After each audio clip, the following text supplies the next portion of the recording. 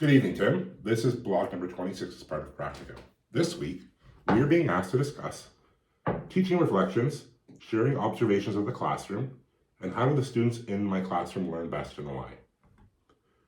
I enjoy reading these off to you every week just as a confirmation that I'm still reading the course outline document.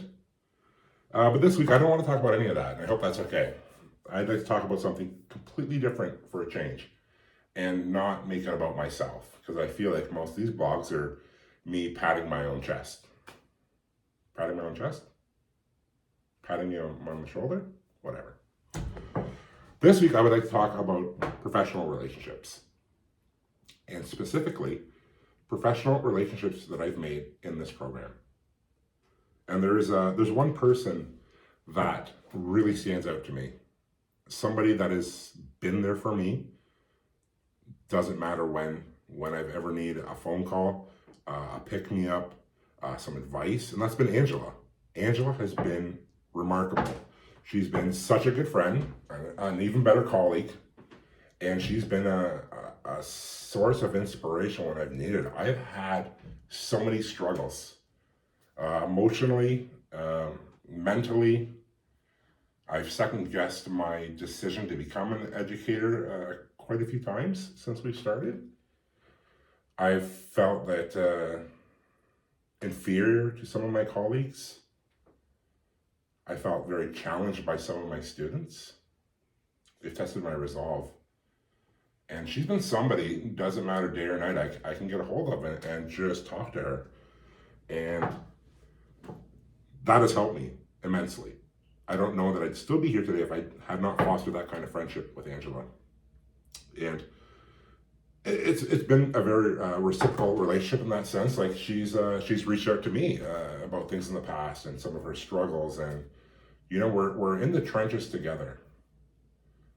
And since leaving Windsor, everybody's schedule got really busy, and everybody started taking on LTOs or struggling to find practicums, or whatever the case may be, working on their co-op, their internships, their STEMs, their SLPs, their e-portfolios. And some of us grew apart, and that's to be expected, right? We all manage things differently, and I've missed a lot of that camaraderie that we formed that month that we were in Windsor. And there's a line in The Office, if you've watched The Office, Andy says, "I wish there was a way to know that you were in the good old days while you were still in them," or something to that effect. And I said that when we were in Windsor. I said, this moment will never be replicated. Even when we come back next summer, we're going to be totally different people. We're not going to be these scared, wide-eyed people in the same form of uncertainty that we all felt when we first got there. We're going to be much more confident. We're going to have much more experiences. We have more colleagues that we've met externally from outside of the Windsor program. And we're going to have a lot of cool stories to share and catch up. But that moment of fear and uncertainty will never be replicated. So after leaving Windsor, with everyone getting busy with their own schedules and people growing a bit apart, it was, I felt a little isolated. But Angela's been the one person, no matter what, who's always been there to take a phone call, to share with me, to collaborate. And her and I've worked on projects together several times now throughout the time after leaving Windsor.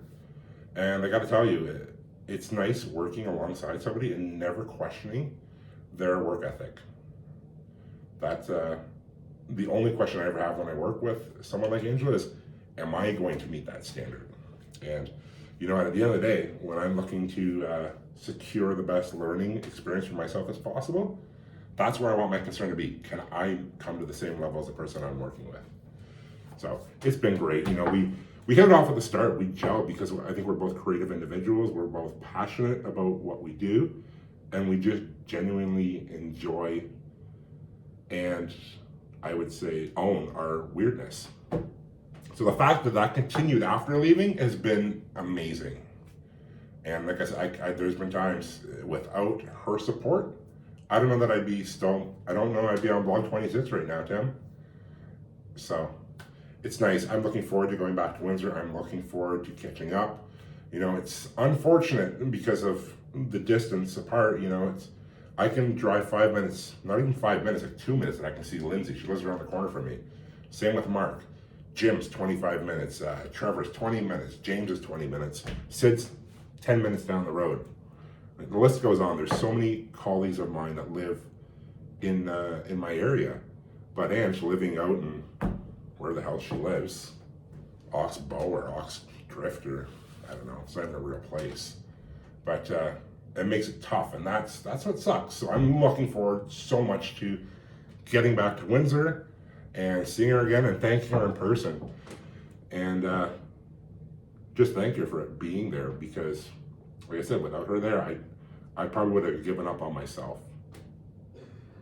But with all that said too, that she provided me a lot of encouragement, and she's helped me build up my self-esteem in all this. And that's probably the most valuable thing that I've received from her, is just that professionalism, I guess, and the selflessness to help me out when I needed it. So if you're watching this, Angela, thank you very much. I appreciate you probably more than you'll ever know.